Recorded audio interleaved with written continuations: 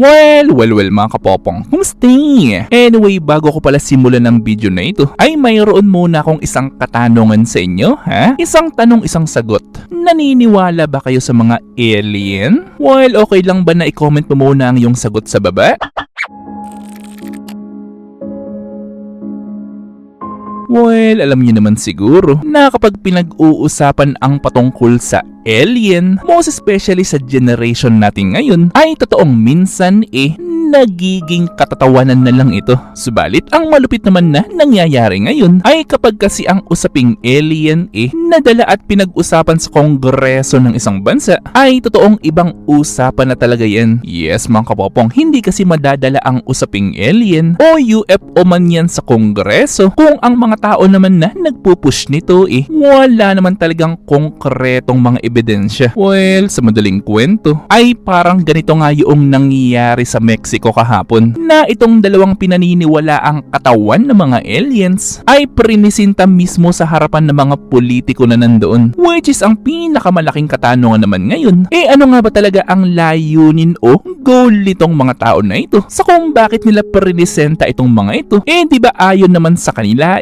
halos ilang taon na pala simula noong nahukay nila itong mga ito? O ang totoo bang dahilan sa pagpapakita nila nitong mga alien na ito ay upang matabunan lang yung mga totoong issues meron sa bansang Mexico ngayon? Anyway, para pala sa mga hindi nakakaalam, ay yung kasing nakitang alien nitong alien expert na si Jaime Maussan ay actually mga common na itsura ito ng mga alien na madalas nating makita sa TV na mayroong mahahabang ulo at iilang daliri lamang. Which is sinasabi naman nila na itong nahukay daw nila ay halos 1,000 years old na daw ang mga ito. Yes mga kapopong, 1,000 taon na nga raw. Anyway, para ulit sa mga hindi nakakaalam, ay actually sa mga panahon kasi natin ngayon, ay actually madali nang malaman kung ilang taon ang isang bagay kahit ilang daang taon pa yan. Yes mga kapopong, at sa pamamagitan nga yan ng carbon dating na isinasagawa naman ng matatalinong scientist meron sa mundo. Pero ang kahindik-hindi kasi sa mga iprinisenta ni na Jaime ay maliban kasi doon sa mga actual na alien na kanilang dinala at iprinisenta doon sa kongreso sa Mexico, ay actually meron pa pala yung kasamang mga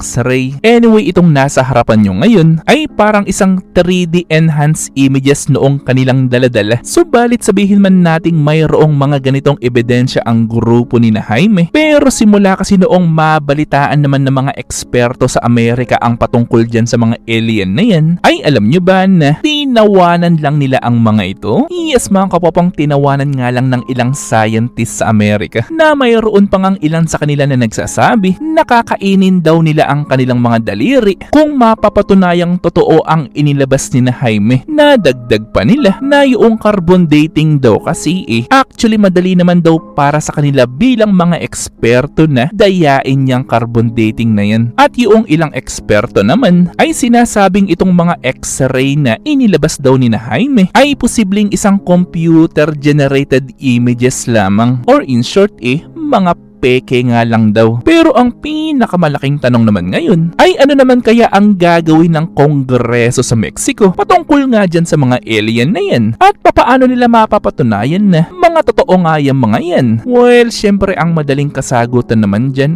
kung itong dalawang aliens na ito ay ibibigay muna o ipapahiram muna saglit ni na Jaime upang mapag-aralan naman ito ng iba pang mga independent group of scientists. Na ang malaking tanong ulit ngayon, sa tingin nyo ba papayag ang grupo ni na Jaime upang gawin yan? Well, may point naman, di ba? Subalit marami kasing mga usap-usapan ngayon sa Mexico na posible daw na itong paglantad ni na Jaime ng mga aliens na yan ay upang matabunan lang daw ang mahahalagang issue talaga meron ngayon sa Mexico. Yes mga kapopong, tulad nga rin sa nangyaring hearing ng mga aliens sa Amerika, na ang tingin kasi ng mga tao sa Amerika ay ginagawa lang daw yun ng mga politiko sa Amerika upang hindi lang pag-usapan ang mahahalagang issue doon, tulad na nga sa usaping economics. Well, alam niyo naman siguro na kahit nga dito sa Pilipinas na kapag mayroon silang isyong gustong tabunan o mga isyong gusto nilang mawala sa isipan ng mga Filipino, ay gagawa na lang sila ng panibagong issue upang matabunan niyang mga yan. Anyway, ganun pa man mga kapopong, ay actually marami rin kasi mga bagay dito sa mundo o dito sa Earth na hanggang sa ngayon ngayon ay hindi pa rin maipaliwanag